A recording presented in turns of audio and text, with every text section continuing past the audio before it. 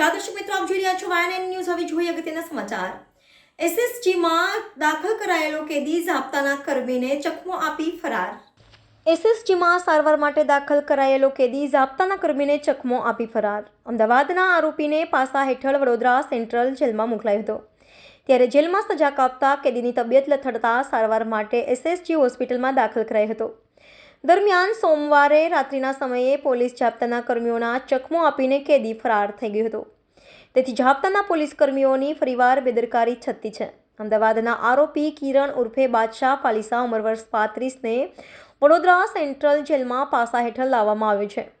છેલ્લા કેટલાક દિવસોથી આરોપી જેલમાં સજા કાપી રહ્યો હતો, પરંતુ 3 દિવસ પહેલા કેદીની તબિયત લથડતા ઝાપતા હેઠળ જેલમાંથી તેને સારવાર માટે એસએસજી હોસ્પિટલમાં દાખલ કરવામાં આવ્યો હતો, પરંતુ સોમવારના રાત્રિના સમયે કેદી ઝાપતાના કર્મચારીઓ ચકમો આપીને દવાખાનામાંથી ફરાર થઈ ગયો હતો। સૂત્રોમાંથી જાણવા મળ્યા મુજબ આરોપી હથકડી સાથે ભાગી ગયો હોવાનું જાણવા મળી રહ્યું છે। ત્યારે ફરીવાર ઝાપતાના પોલીસ કર્મીઓની બેદરકારી છતી થવા સાથે કર્મીઓ સાથે પણ સવાલો ઊભા થયા છે। ત્યારે જોવાનું એ રહ્યું કે અધિકારીઓ દ્વારા બેદરકારી દાખવનાર ઝાપતાના કર્મચારીઓ સામે કાર્યવાહી કરાશે।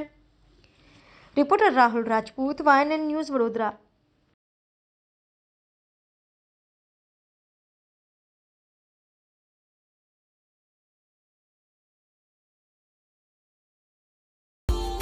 Subscribe now and press the bell icon. Never miss an update.